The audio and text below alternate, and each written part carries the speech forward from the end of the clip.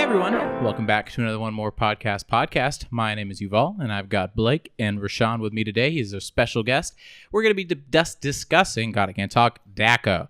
I think it is something that got brought up like a long time ago. I think about a year ago was the big push for legislation change. Mm-hmm. And now we're kind of in the midst, and I haven't heard anything of any Congress doing anything. No, yeah, it kind of fell into the abyss there. So we're going to talk about it, and we're going to discuss it, and I've got some points, and Blake has got some points, and Rashawn's got some points. We all got points. So, right.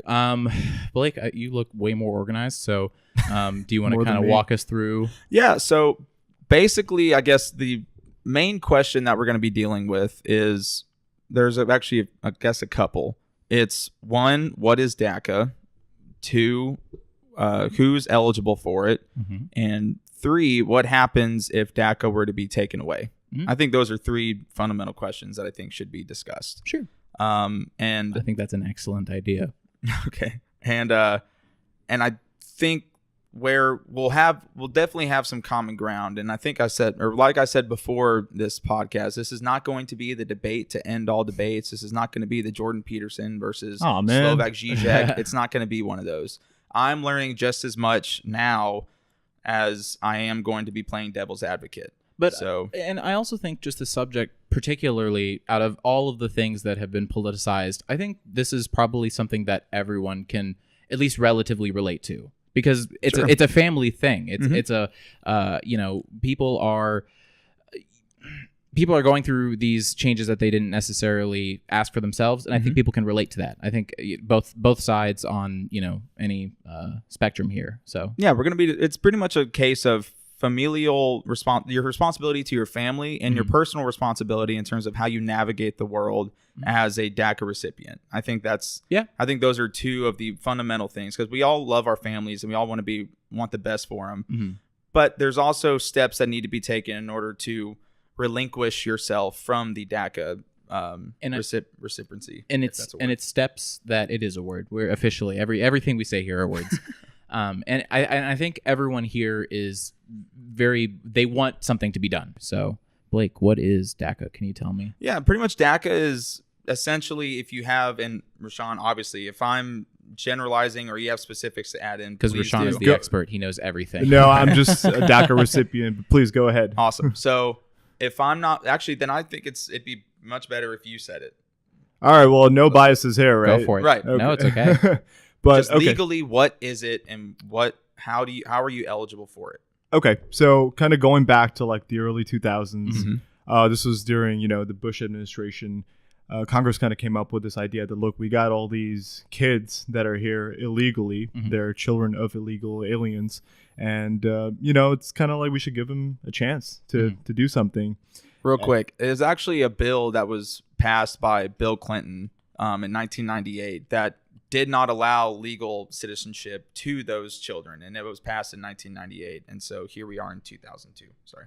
Yeah. So basically, yeah. So the Congress was like, okay, maybe we should start doing something about it, but obviously Congress can never get much done. Right. It's built for gridlock. Yeah, exactly. So it's kind of more like political stunning. I feel like at this age, it's. Looking back. Yeah. So, they tried passing something in the early 2000s. It kind of kept going until 2008. It was originally called the DREAM Act. Okay. And, a lot of where they're still DACA recipients are still called dreamers, kind of paying homage to the original word. And nothing kept going on. I mean, it's beyond like red and blue, Democrat, Republican, because, it's Republicans that they tried, then the Democrats were in power. Obama was there, as well as in Congress. Congress was mostly blue. They still didn't get anything done. So during this waiting period from 2002 to 2012, when Obama passed it, essentially, if you had two parents that were not citizens of the United States, you as a child of those two parents are still illegal in the eyes of the U.S. Correct. government. You're illegal. You cannot work. Right. I'm a dreamer. So we moved here in 2002. So perfect timing there. We came the legal way. I'm originally from Pakistan. My family's from there. So I moved here. Did you get here through work visas, or how was it? So done? Originally we came here through visitor visas. Okay. So we moved. We didn't move here. We originally came to visit. My dad came to visit alone, and he decided like, hey, this is actually kind of nice over here. It's not too bad. Yeah, it's not too bad. People are chill, and the country's kind of nice. Even though we were okay back where we came from, we come from a good area and everything. But he kind of decided, and myself and my sister were kind of young at that time. So how old were you at this time? I was 11. 11. Wow. Yeah, okay. and then my sister was 18. Okay. So we didn't really have much say, and then obviously my mom didn't. She was like, okay, well, whatever you think is best. And so about 10 months later, we came, the rest of my family, my mom, myself, and my sister. Still on visitor? We're still on visitor. Okay. Yeah. So we stay here. Actually, my dad, kind of moving back, my dad had a work permit. Okay. He got sponsored by someone that he knew here. Okay. He was on, but then we were his dependents. We didn't have work permits. Okay. So, we moved here. I started going to junior high. No problem, right? Nothing so far. No reason to have a work permit. If you don't mind me asking, how was the kind of culture shock going into junior high? So when we first moved there, like all immigrants, we didn't exactly live in the best area. Where did you live, if you mind me asking? Oh, yeah, not at all. It was A-Leaf in Houston. Okay. You could have just said Houston. Yeah, exactly. I would have understood. Yeah, so we lived in like the hood. Oh, yeah. All right. So the culture shock there was a lot of culture shock. I mean, especially, even speaking, I don't know how controversial this is, but racially speaking, when you are moving here in the U.S., right, when you're in your country, you're kind of like, oh, we're going where all the white people are. We moved here. There were no white people in school. So it's kind of like, there was a kind of a shock. This isn't what I saw in the postcards. Yeah, exactly. This is not Hollywood. Advertised. Yeah. So it was a little bit of adjusting, and, being in that kind of area, it wasn't exactly the best. But kind of going back to our main point, everything was fine. I was like, okay, we're a pretty here. smooth transition. It was a smooth transition. Exactly. So we're here. We're living here. Fine. This is my life now. High school comes around. Freshman year, sophomore year, then kind of like junior, as soon as I turned 16, that's when we got our work permits. The rest of the family. So we applied as soon as we got here. We got our work permits. And your dad, I'm assuming, kept renewing his work permit each year? Correct. Or is it every 2 years? It's every 2 years. Every 2 years. Every 2 years he would renew his work permit. That way he could stay. Well, I was young at the time, so I don't know about him. But ours was 2 years. Because I remember my EAD, my employment documentation. Okay. It expired every Gotcha. Okay. Yeah. So we got them, and at the same time we had already applied for a green card. Okay. So our paperwork is in the process, and green card applications take years. Yeah, they take a while. It takes a decade. Okay. So from 2007 up to like 2012, everything was fine. We were getting our usual work permits, and then in 2012. We received a letter in the mail from USCIS basically saying that your green card application was rejected because you submitted it too late? Like one day. So it was due on a Friday, and then we submitted it. It got there, but they didn't open it till Monday. That's lame. So there was a specific time period in which you needed to. Was that based off of you and your family's own work visa status, or was that based on a arbitrary date that the U.S. government set? What, the green card application? Yes. The due date for the green card application? No, that's a date that again, I was a kid, so I don't exactly remember, but that's the date that, is set by the government. Okay. Like, this is the due date it makes sense for applications. Yeah, I think what they do is they take a certain amount each year. Correct. Okay. Yeah, so we received in 2012. This is, when the issues started happening. So this is when I started paying attention to, so this is what's going on. Right. Yeah. And there was a time period where basically I was an illegal immigrant. And I've lived in the U.S. for about 10 years now. I speak English. I sound pretty American at this point. I think I would say so, yeah. Yeah, like, you listen to other Pakistani people and they say, dude, you're pretty whitewashed. Which I'm like, okay, cool. Yeah, I adjusted. And there was such thing as a Pakistani Uncle Tom. Yeah. That was a thing. Hello. So, yeah. And then there was that time where I was basically an illegal alien for that time period. And then in July of 2012, luckily I didn't have to go through it too long. Obama passed the executive order of DACA. Okay. And then I applied within that year in 2012, and I didn't receive my employment authorization document until 2013. Awesome. Yeah. Okay. And then it's been going on since. Yeah. So you've just been renewing it every 2 years? Every 2 years it's been renewing. Okay. So what is DACA then? So DACA is essentially you don't have legal status, but because you had made the cutoff date 31 years old down, and I forgot where it was. It was so basically as of June, as of June 15, 2012, if you're under 31 years of age, yes, you came to the US while under the age of 16, mm-hmm. you have continuously resided in the US from June 15, 2007 to the present, mm-hmm. which yes, entered the US without inspection before June 15, 2012, or individuals whose lawful immigration status expired as of June 15, 2012. So, but your dad was still renewing his mm-hmm. work visa the whole time. Were physically present in the United States on June 15, 2012, of course, and at the time making the request for consideration of deferred actions with the USCIS, which you are currently in school. Did you graduated high school by then, right? I graduated high school in 2008.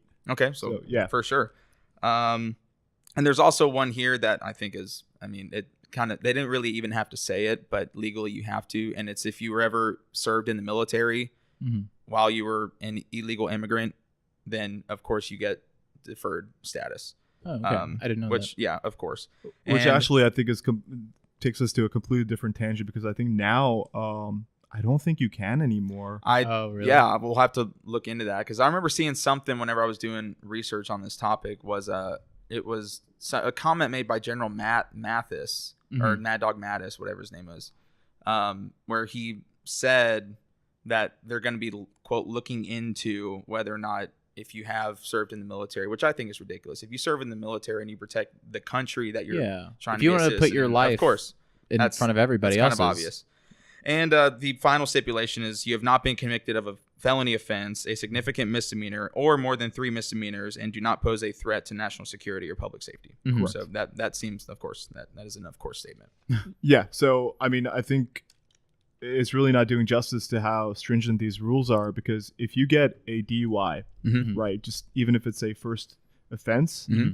your DACA is revoked permanently. Yeah. Oh, okay. So I think if it's first, they might give you mm-hmm. like a leniency, maybe, but that just goes case by case in terms of what kind of judge you have. Exactly. At that point. Yeah, exactly. But I mean, it's to that point where even if you drink, I mean, I don't drive when I drink, mm-hmm. right? So I'm even not if a cop, dude, it's all good. It's all good. Thank God. But yeah, it's even if I take like a sip, mm-hmm. you know, I'm scared, dude. I want to work. I understand. I want to keep working. You Absolutely. know, I got a pretty good life because of this work permit. Right. Mm-hmm. So there's another stipulation that it's not said in the DACA recipient qualifications, but I think it should be noted, and is that if you become a legal citizen of the United States, then obviously DACA is unnecessary, right? You wouldn't have to worry about that. So I'm curious, did your family, your dad, your family members, did any of them take steps towards citizenship? They did? Okay, so what did they do? My sister, she got married like mm-hmm. 10 years ago. So because of that, she was able to get mm-hmm. a green card. Right. She became a citizen. She sponsored my parents that way. Good for her. So it was like That's a chain. Awesome. Yeah. It's the chain migration that, mm-hmm. you know, we kind of utilized that mm-hmm. portion. But with me, she can mm-hmm. sponsor me, but it would take, you know, again, like over a decade probably to do it. So the only options I have right now are either to go back to mm-hmm. a country that, you know, I really don't even remember, mm-hmm. honestly, and then apply there and stay there, because you have a period that you have to wait for. You're kind of barred. I believe you're barred for like 5 years. It's 5 years. Yeah. So yeah. Mm-hmm. So you're barred, and I mean, I'm not going to stay there for 5 years, obviously. Don't blame you. Yeah, and so the only other option that I have is get married, which, I mean, I could, but I don't want to take that route, dude. Of course. That seems unnecessary. Yeah, and that's kind of it's kind of unfair. It's cheating, yeah. It really is. And that really and that's why they test marriages mm-hmm. with the immigration system. Yeah. They test to make sure that this is a legitimate marriage. Exactly, and I think that's really giving ammo to like the opponents of it, that, oh, these guys are just like, you know, this thing needs to kind of go. You want to do away. this. You want to do it the right quote way. right way. Yeah. But unfortunately, the right way is a very long and sometimes expensive process. It can be very difficult. Oh yeah, we've spent. I mean, obviously, when we received the rejection letters, we went straight to a lawyer, an mm-hmm. immigration lawyer, right? And tried to get it appealed and everything. I think overall we spent over $30,000. That's a lot. Just in that 1 year. Yeah. Wow. Yikes. Yeah, it was pretty bad. And I mean, I think there's this misconception that you can. I mean, I've heard it a lot that why don't you just go into a USCIS office and apply for citizenship? And I guarantee you, if that was an option, everyone would have taken it by now. All 800,000 DACA recipients would have taken that by now. Oh, very much. So then it seems to me that whenever I hear people discuss why, I hear this argument from the right side, if you will, where it's, I'm sorry, but that's the argument is I'm sorry, but your parents didn't gain citizenship, blah, blah, blah, blah, blah, which it's also yes and no, right? So I think if there's a statement, I think there was something that I was reading. Real quick, Blake, if I can interject for a second. Please. I'm sorry, no, I'm sorry, but I think there's a really interesting sentiment because you go to a lot of other European countries and they have very, very, very strict. Oh, yeah. Very strict policies. And in regards to your citizenship, like even stupider tests, probably. Like it's interesting. And yes, America is the melting pot. And yeah, America is the mixing pot. But that was decades ago. That was just at a time of expansion, exploration, new coming to America and then settling. And then, even like into the 1900s, it's like, yeah, sure, come on to America. But it's like we all took the Ellis Island course in the 3rd grade. We all know how many immigrants went through Ellis Island. Right. But it's different now. I may be on the Angel Island side. Angel Islands. It's different now. We have a maximum capacity and we have to rationalize and say, look, there's a reason why other countries are barring other people from immigrating. It's economic factors to it. Their government spending, something to bring to the country. Exactly, and I mean, isn't that like one of the biggest things in Canada? Is they won't accept you if you legitimately don't have like a craft or a skill or like something you can. That's the case what I've Mexico. Heard. Oh, okay. Mexico has stricter immigration laws than we do. Oh, really? I didn't know that. I know we were pretty loose, but no, we are the loosest. But because of that, we have. We're like a slutty high schooler. Our system's kind of in shit. Our immigration system's kind of in shit. Because of those reasons. Right. You get a giant influx of whether it be citizenship applications, and then we're relying on the government, which sucks anyway, to handle that the correct way and make sure that all these applicants are seen fairly. That's... If you're asking me, someone that doesn't think the government does anything right, then of course it's going to collapse. That makes no sense.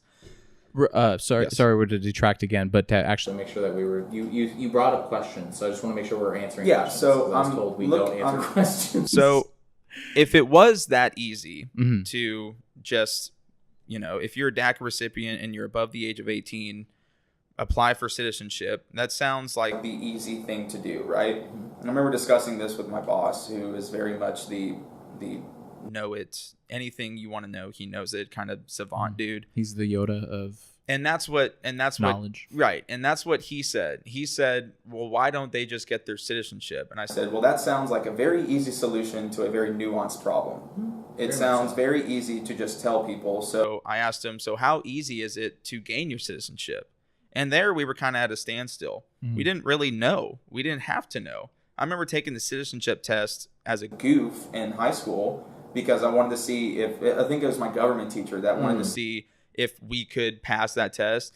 And it just shed a light on how fucking stupid we are. But it's also but it's so particular and nitpicky about the questions that they're asking. Yeah. And I mean, I guess, again, in comparison, if we think that test is hard, then, God, what do you think going into some other European country would be like? I wouldn't know. I don't give a shit about Sweden's first president.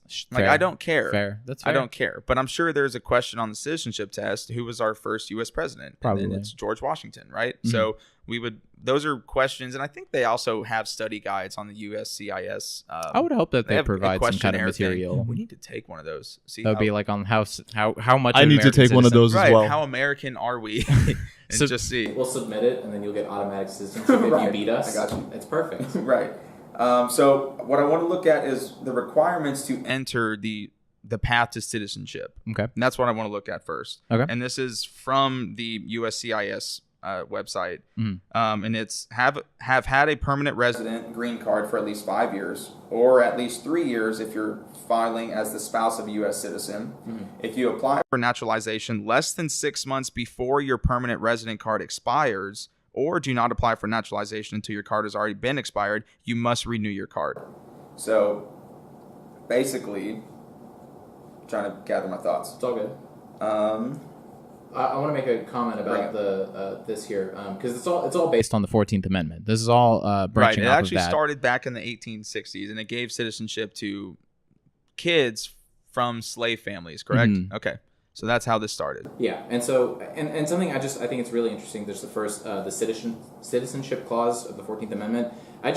It's so like I would say very poignant. If I'm going to stick up my butt.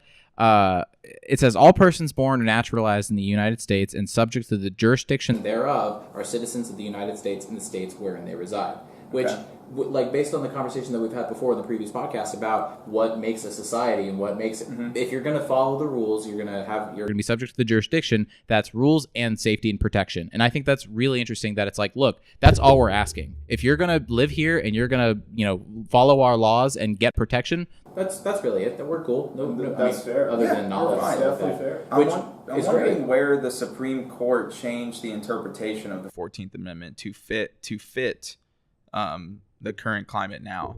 At some point there had to have been how the Trump administration they interpreted it differently. It used to be interpreted for slaves and slave families and slave children or children that were born from slavery. So I'm wondering where the interpretation shifted to. Well, now immigrants that came here now have that. I'm wondering where that. Well, I think that's shifted. Were you going to say something? Well, I was just going to say we're going to find out because right now DACA is going to the Supreme Court. Okay. So, I guess we'll find out. It was interesting because it's like I think it's always been changing over time because that hasn't been the conversation throughout history is how strict do we interpret the Constitution? How strict do we interpret, all of these rules and laws set by the people before us? And I think it's good that we're being more loose and being, trying to interpret it more of like, okay, we need to be for the foreseeable future. Like what we were having the conversation earlier about our forefathers are these smart who are going to take the steps to say, all right, for the next however many years, that's how we're going to have to live by. So I think getting a more loose interpretation and trying to fit it, to mold it, I think that's good. How it's being done, that's sometimes it's bad, sometimes it's good. What was the Joe Rogan joke at the beginning of his special where if we brought Thomas Jefferson back and he looked at our Constitution, he goes, you guys didn't write any new shit? Guys, I wrote that with a feather. I had to put a candle by my head because I couldn't see. There was no lights. I wrote that in the dark. Yep. So, I love that dude. It's a good bit. So you can apply for naturalization before you receive your new green card, but you'll need to submit a photocopy of the receipt of your Form I-90 application to replace permanent resident card when you receive it. And here are the eligibility requirements that you must meet. Number 1, you need to be at least 18 years old at the time of filing. You need to be able to read, write, and speak basic English, which most legal Americans, or a decent amount of legal Americans, don't even do. And actually, Europe does very well. English is a very common second language. Right. I mean, talk to any of my family members. You won't understand a lick of what they say. A person of good moral character, and I'm guessing that's judged on who you go to have your interview with, which I think is number 1. How would they even judge that, though? They can look at your criminal record. They can look at school transcripts. They can look at your grades. They can look at you'll have personal interviews with other people potentially. So go through the 10-step naturalization process, which includes determining your eligibility to become an American citizen, preparing and submitting Form 9400, the application for naturalization. So many forms. Taking the U.S. naturalization test and having a personal interview. I didn't say good one. And I didn't get the rest. So I need to look up what the actual 10 steps are. But I mean, that sounds very dreary. That's like if I'm in school and someone's like, all right, here's your assignment, go through these 10 steps. That is definitely discouraging. I don't know if it's purposely meant that. I don't know if the government is secretly saying, all right, we're going to make this very litigious and just very boring, that we're going to slow down the process and maybe we'll deter. Because, I mean, isn't that what you do with hacking? Is you just try and make the system hard enough that people won't attempt to crack it? Same thing with this kind of very sludging. And I don't know. I guess that might just be an offset because that's how government is. Government is slow. Right, and I think that's where the problem lies. I don't necessarily think that all of these steps that I just mentioned are ridiculous. I don't. I think you should have good moral character. I think you should be a legal adult. I think you should be able to read, write, and speak in U.S. English. But didn't you mentioned like 3 forms by now, right? Yeah, so we go through the same thing whenever we want to get our driver's license. We have to submit 3 or 4 forms whenever we go up to the DMV. Was it 3 or 4 forms? I remember because I had to go back home like 4 or 5 times to retrieve different forms. But then the question comes back to the DACA recipients. Should they have to go through all of this? I think on top of here's where what I want is not law and not the actual legal process. I would love for all 800,000 DACA recipients to at least take the first step in becoming naturalized citizens, because I think that's what we all want. We all want anybody that's a recipient of DACA to be. I'm not one of those. I'm not one of those people that doesn't want these people to become U.S. citizens. Yes, we know, Blake, you are. So I think if I had it my way, in my perfect world, if you make that first step and you follow through the process, at least if you have the first step to becoming a naturalized citizen of the United States, then you're going to be fine. How much should we enforce that? I think we should force it across the board. But I know all 800,000, just because there are 800,000, you take 800,000 of any group, some of them are going to be shitheads, some of them are going to be good people. That's how it is across the board. Yeah. So I know that some of these guys, some of these DACA recipients may not want that. They may not. If that's the case, unfortunately, it has to be by a case-by-case basis. May not want what? U.S. citizenship.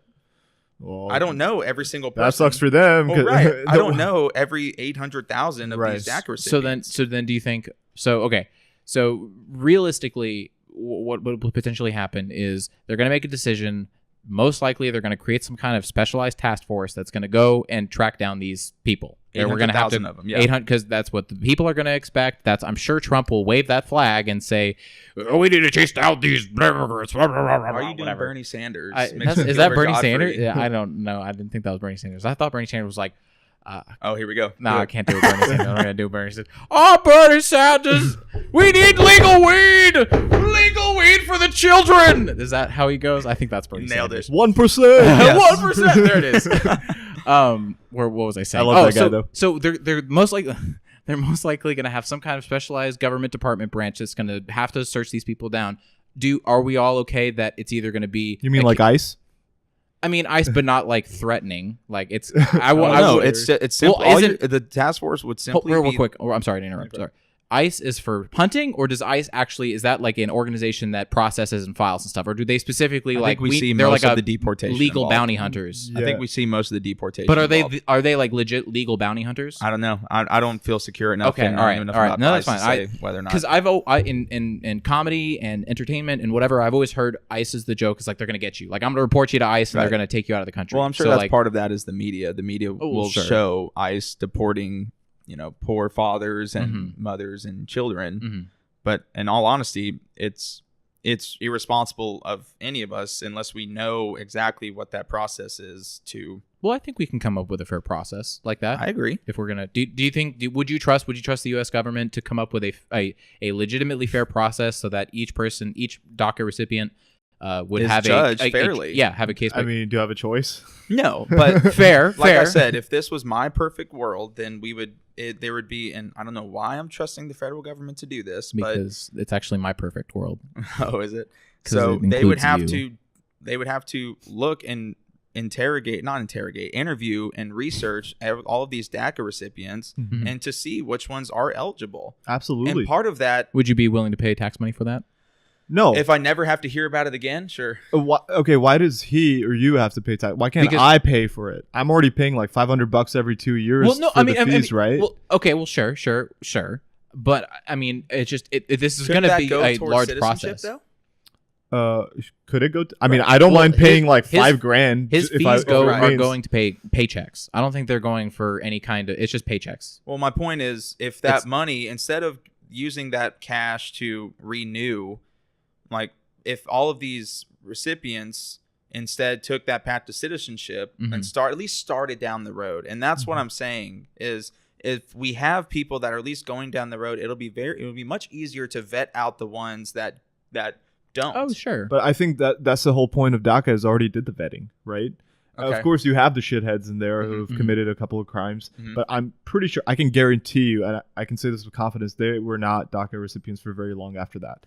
Interesting. Well, I'm sure you can run against a government database of just, here are all the names, let's cross-reference. It might take like a week or something to get the data, but they could have done that by now. And it's like, okay, out of the 800,000, we have 760,000 left. Out of that, we have 2,000 bad guys. Let's sick them, boys. And then you're relying on the federal government to work efficiently. You want some private organization that have access to your personal records. What's their solution then? I mean, that's government. That's my point. Is unfortunately, I'm going against everything that I believe on the libertarian side of my brain, where I have to, in order to protect these kids, I need the federal government to step up for once. And it's just because they also have the reach. They have the pockets and they have the connections and they have the whatever corruption ties, and they can get all these kids or whatever. And I mean, on top of that, I mean, why can't, like, and I'm a dreamer, so I think I can say it.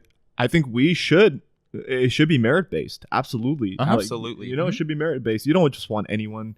No. And I think that's the whole point of DACA is there's a lot of requirements. You got to go to school. Right. You got to make sure you don't have any criminal record. It's already kind of vetting out the bad ones, right? So real quick, if you don't mind me, we'll take a quick slight turn. To take it back a little bit and think about this more of as a government, just a moving government. Doesn't matter what the genre is, the topic, whatever they're saying. Do you think this was an overreach in the executive branch? Do you think this was unfair that Obama put us in this situation where he said, I'm going to make the call, let's do it in my presidency, I'm going to have these kids. Doesn't matter what's going to happen down the road. Because I'm sure he had people telling him, this is a bad idea. Don't do this. This is going to cause problem whenever you're out of office, blah, blah, blah. So I think he did it. He did it in July 2012, which was before the election. Yeah, 3-4 months before the election. Okay. He definitely did it as a political stunt. Okay. Right? And, I mean, it worked for me. So, sure. I'm not complaining. Yeah. But to be fair, I think it wasn't... I think he thought about it a lot before because we still, he didn't make this lightly, for sure. Right. Under this administration, really hard right-wing administration who should have, honestly, I thought as soon as Trump was elected that, hey, I got to pack my bags up. They still haven't been able to, revoke the program. Yeah. Which kind of tells you something. Right? Oh, have they not? Because they're doing the wind down. They did the 24-month wind down. They tried. And then federal district courts judges ruled it unconstitutional. Really? So, yeah, they said you can't take it down. And a really, really far-right judge actually... Now that it's going to Supreme Court. Oh, okay. Yeah. Okay. Oh, and now Trump's got it in the pocket because he put his whatever Supreme Court. Well, if Supreme Court takes it. He put Gorsuch and Kavanaugh. They're both in his pocket. Well, so we could say that then about any Supreme Court exactly. judge the Republicans are going to side with the Republicans. So look at history. I'm sorry. I'm not trying to be rude, but look at history, Blake. It's like the Republicans put a Republican Supreme Court justice because they want Republican things to be passed, and they want if it ever comes to that decision, if anything was supposed to be Supreme Court challenged. doesn't pass anything. It just interprets the Constitution. But the other side will always try and fight against it, and then they're going to take it just like right now to the Supreme Court. So having right, but I get my point. I'm more cynical than you, Blake. Go ahead. No, my point was if you look at Gorsuch and Kavanaugh currently in the Supreme Court, they have not done the things that the left side of the aisle was screaming in terror over. They have not overturned Roe v. Wade. Like that. Was one big thing that once Kavanaugh gets in, he's going to. Oh no, Kavanaugh was very strict. He was like, I'm going to honor what has been set in law, and because that's his guy. But his values, though, I think. Is what in this decision. But whenever you're vetting out Supreme Court, that's sure. We're getting off on a tangent. No, but whenever you're vetting out Supreme Court, you want to make sure that's in a congressional hearing, you're going to hear the same thing from each appointee, which is my job is to see what these congressional committees essentially do. Is so let's say Gorsuch, he was a quote right wing appointee by Trump, and you had nothing but Democrats pretty much trying to get him to slip up during those congressional hearings. It's essentially what the job is. Yeah. So if Gorsuch had folded like a lawn chair whenever they talked about when what's her name, Dianne Feinstein was roasting him about the Second Amendment. Yeah. If he slipped up and said, no, I think no, I'm a pro Second Amendment dude, and of course I don't want kids to die, but yeah, Americans have the right to own a firearm. Then the congressional hearing looks at that and goes, oh, I know what he's going to be doing. As opposed to what he actually said in that congressional hearing, which is, Ms. Feinstein, Senator Feinstein, my job is to interpret the law. And I'm going to interpret it the best of my ability. and I'm going to do whatever I can to ensure the safety and the integrity of the Constitution. And I did not have sexual relations with that woman. You were going to hear that across the board with any Senate, with any judiciary appointee. Yes, I'm sure it's fair. I'm sure it's they're all very reasonable people. I'm not saying that they're extreme. They're very intelligent people. They're sure they're 15 million times smarter than me. That is for damn sure. But it's. No, I agree. There's a reason why he appointed that. Yeah, well, whatever. But anyways, continue. So, as your point, I know we kind of So what I want to see happen, again, going back to my perfect world scenario, is let's look at the path to citizenship first. So if DACA recipients, if it was easier to obtain citizenship, not in terms of qualifications, because I don't see anything really wrong with these qualifications, but in terms of logistically, why does it take so long for someone to gain their citizenship? Is it because of an influx of applications and the U.S. government just can't handle that kind of overload? If that's the case, then let's enlarge the program. I'd be happy with my taxpayer money going to people that would... Government? No, You'll go for big government? I guess so. If it means that we get more legal citizens of the United States and this whole issue can just drop the F off. Well, you see here, Blake, I can tell you we can both be happy with the solution. We don't need bigger government. We just need more efficient government. I would completely agree. We probably do need to take some spending, either to make everyone happy for no one's paying more money, we'll just have to shift spending from one department to another to try and make this immigration and our foreign policy more efficient. That's all it is. And I just think because we had this huge influx and it worked in the 1940s and it worked, throughout the time here. And now we're in the 21st century and we've got smartphones and everything. And they're still using these old ass computers with Windows XP. I would assume that there are some offices like that because I know for a fact that have the really big keyboard keys that you have to, because if a private organization, the one that I'm working for, has just recently gone into the technology age, I'm guarantee you that there are government organizations in some podunk nowhere location that has to deal with some crappy people and they're still running Windows XP or something. I don't know. So I'm making an assumption, but still. What would you like to see, like in terms of would you citizenship? Like to see? Well, sure, I would love to see that. But would you like to see a more efficient path to citizenship? Like, do you see any problems with the actual eligibility requirements? Like, I'm just curious. No, in fact, I think if it really makes it more efficient, increase the eligibility requirements, make it stricter if you want, so you can vet out more. To your early point, and just kind of get it done with. Again, like let's move on. Let's move on. Let's get these people to work. Really, DACA is the reason why people have been hearing about it. I mean, I've been experiencing it since 2012, but I think most people have only been hearing about it since like Trump's time, right? Since literally he announced it and was just like, hey, this is we're getting rid of it. And that's because it's just turned into a political chip, right? It's Very like, so. You give me the border wall, I'll give you DACA. Yeah, it's kind of what it's come down to. It seems like that's what Trump does. Like, so whenever you learn that's about, what he always does. Well, whenever you learn about bargaining, like it's like if let's say I'm trying to buy a car that's like, and I haven't put a price on it yet. I won't explode your dealership if you give me the car right now. No. Oh, okay. You go up like a price. You go like an extremely ridiculously low price. Or if let's say I'm trying to sell my car. Okay. I know it costs $10,000, but I'm gonna sell it for $15 because maybe I can get someone down to $12. Yeah. So I still get what I want and a little bit extra. It seems like that's pretty much the whole basis for his policy. He is a businessman. I'm gonna say ridiculous, over the top stuff. That way, I get Democrats to go, okay, we're not going to give you that, but we might give you a little bit. Partially.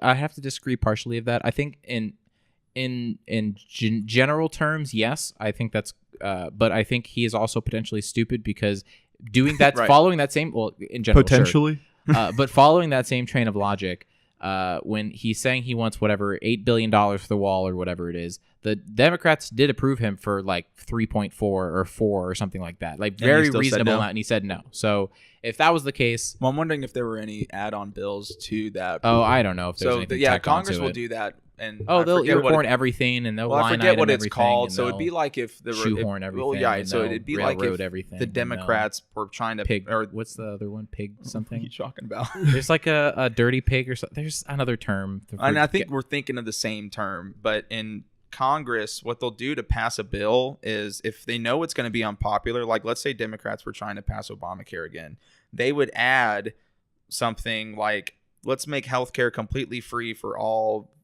federal employees. That includes U.S. military, fire departments, police force, because they know that that'll tug on the heartstrings of the right wing.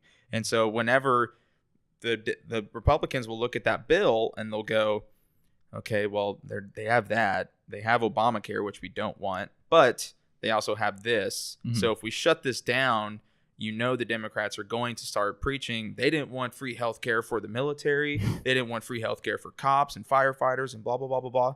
And it's just a tag on. I'm wondering, I need to look at the actual bill that was proposed, or the compromise that was proposed by the Democratic Senate. I think it actually did include a DACA extension. Oh, really? Yeah, and I think it was like they were going to move it from 2-year renewal to like 3-year. Oh, okay. Yeah, it's not horrible.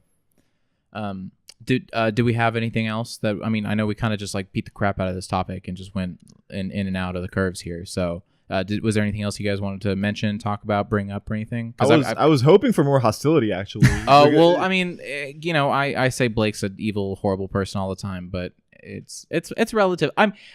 Hostility is fun, but like, I don't think so. Feelings get hurt. I think like really I was really hoping for more of a opposing view. Oh, really? Because I'm sorry, obviously, man. You guys like. Well, I mean, Blake has a very you're too nice, man. Non-traditional view. What's going on? But it's also, Rashawn, I think with DACA it's very important that we're all aware of this, and it's very important that we have this discussion that we need. It's relevant and it's now, but I think it's also what we said in the very beginning is this is a kind of, because it's not a law about guns. It's not about an object. It's not about a right. It's not about just about being, it's home. You're essentially fighting the idea of home, and no one wants to say, hey, leave your home. Right. But there are people who do, they don't like the emotional part. They're like, well, yeah, that's great. No one wants to see that. But I mean, again, what arguments do they have to stand on? I don't like you in my country. I'm racist. I don't like you in my country. Leave. I can tell you right now that part of it is because of the quote unquote crimes that DACA that a number of DACA recipients are committing, and that's painted with a very broad brush, because they're not assaults, they're not battery, they're not necessarily DUIs. They're very white collar crimes. They're I think I have that actually. There we go.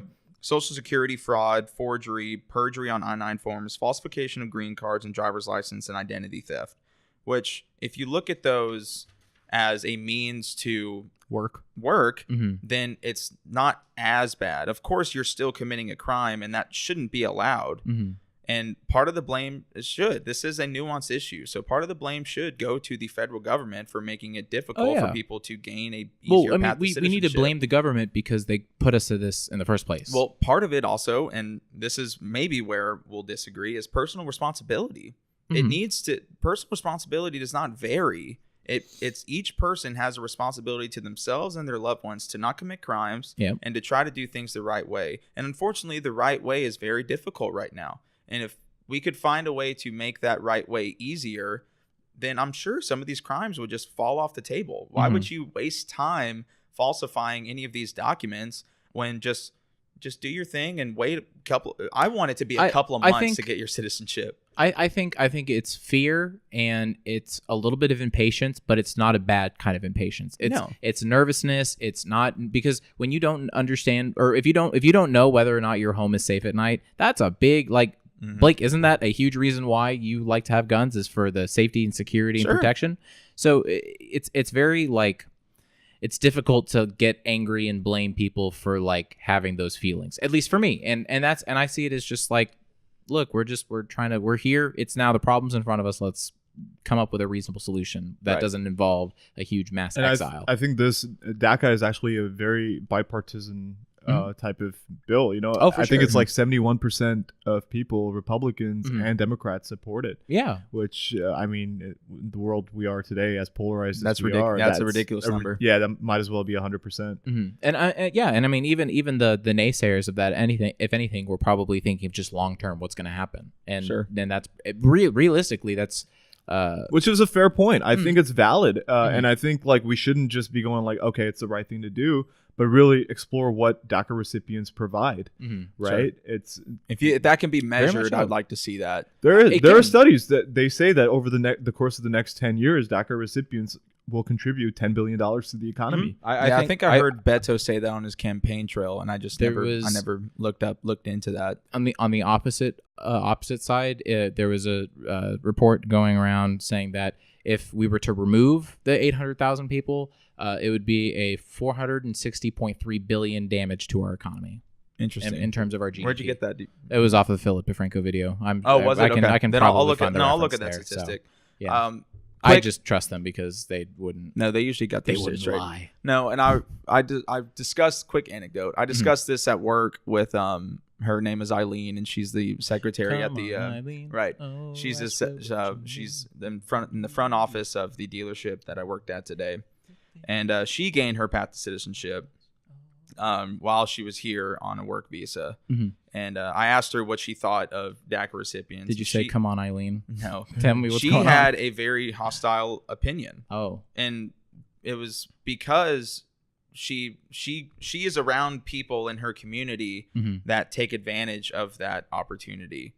And because she went through it the quote right way, path to citizenship, she understood how difficult that process was and how long it took. She looks at it in a very hostile way. And I understand that. I don't agree with her, but I understand if she's surrounded by people that take advantage of that system, then of course. Yeah. I mean, I think that's bullshit. That makes us look bad too, right? Right, DACA recipients, right. like, we're just trying to work here, man. Right. We just want a work permit so we can It's sad. go to our jobs. And then there you got these guys who are, just taking advantage of the system. And, this is another big point that opponents think is that DACA recipients are eligible for welfare and benefits, which is just not true. Are you not? No, absolutely not. You can't. You have to be a citizen. Right. So, Interesting. Yeah. So absolutely. It's really unfortunate because it's like a lot of the problems that arise when dealing with these types of situations, whether it's DACA, whether it's the wall, whether it's gender equality, whether it's whatever, it's misinformation is what gets people upset. It's misinformation of just not understanding. Otherwise, everyone would be on board. So and again, and what we were talking about, like before we even started the podcast, I go with the assumption that everyone is good-hearted at some point. They're just misguided. They have something that either they were raised improperly and they have a different view of how the world works. They just don't understand. They're being mistreated. Whatever it is, it's a poor reaction. But I think genuinely, with the nuance and everything like that of this issue, I think having that mindset of, hey, we're all human here. We just want a home. That's we can tackle it, but hopefully effectively. Part of it is, and part of that, I think everyone that I've talked to about this has been sympathetic to that argument. Like, I've worked with people that I'm sure, I worked in restaurants my whole life. I worked on construction crews. I know that most of them, or if not a large minority of them, were not fully documented people of the United States. So I completely understand that you're here for a better life and you're trying to, gain a better life for your family. Having said that, though, if the system allowed people to gain that path of citizenship, not necessarily lessening the requirements, but just being more efficient in the process, all these problems, I think, would go by the wayside. Probably, yeah. By the way, if anybody wants to know my statistics and where I got them from, the USCIS website, and I also got them from, let's see, because I know somebody might call me on it. Hey, Blake, do you want to run us down your chart of the build-up or the makeup of DACA recipients? It was from the Center of Immigration Studies, and it was published by Ronald W. Mortensen, March 10, 2017. Sure. Just so I think fun trivia. Right. So part of the issue, I think, with this, whenever we discuss this, is when we look at how many DACA recipients are from each country. So when I tell you where majority of them are coming from, you'll realize, so this also will touch on border security. It'll touch on the wall. And it's no shock that a grand total of the 803,000. Oh, sorry, that statistic is different. So it says here, this is also from the USCIS, approximate active DACA recipients, country of birth as of July 30. Oh, well, I mean, if it was enacted in 2012, then we're back down to 2018 now. Yeah, so if it's saying we're down to 700,000. So we've kicked out. Oh, that's the grand total. You're absolutely right. So we've kicked out 100,000 people. So yeah, I looked at that as that was the line from Mexico. I'm like, what? How is that possible? So it is 800,000. So Mexico, the number of DACA recipients from Mexico are 561,420, and that's kind of roughly rounded. The majority. Huge majority. Not even close to any other country. So when you take that in consideration, it's very easy to see how it can get washed up inside of the border security, build the wall kind of controversy. Yeah, that makeup is all painted the same. Right. And unfortunately, they get tied in when we have people like our friend here who didn't come from Mexico. And so it's just it's a different connotation to the argument if you don't actually dive into the nuance. What are the top 5? Top 5 is Mexico. With 561,000, El Salvador with 26,000, Guatemala with 18,000, Honduras with 16,000, and then we go to Peru, South Korea, Brazil, Ecuador, Colombia, Argentina, Philippines, Jamaica, India, Venezuela, Dominican Republic, Uruguay, Trinidad, Bolivia, Costa Rica, Nicaragua, Chile, Poland, and then Pakistan, which where you're from, is 1,310 roughly. Ooh, I'm finally in the 1%. Right. Oh my God. It's not even close. It's not close. And so unfortunately that gets tied into the nuance of the issue. Yeah. Well, I mean, unfortunately, we didn't yell at each other and we weren't slitting each sorry. other. But I thought That's this is still a productive conversation because someone is going to listen to this and someone's going to be like, "Oh, this was something that I didn't understand, or I didn't." Hopefully, I don't know. Or maybe they'll just Blake call us isn't all. so heartless like you've all keep saying on every single one of these. Or things. maybe Blake is more heartless. Anyways, guys, thank you so much. If you have any opinions, if you have any hot takes, any family members or anybody you know, are you personally a dreamer? That'd be really awesome if your listener was a dreamer. Or questions for a dreamer. Oh Yes. yeah, most definitely. If you have any send us questions, your way for sure. we will Q&A if you guys want. And I will not get offended. No, I've been very rude earlier in the day, so don't worry. Anyways, guys, like, comment, subscribe, do things, and have a great day, night, or whenever you're listening to this or watching this. Thank you, guys. This is the end song. It is now over.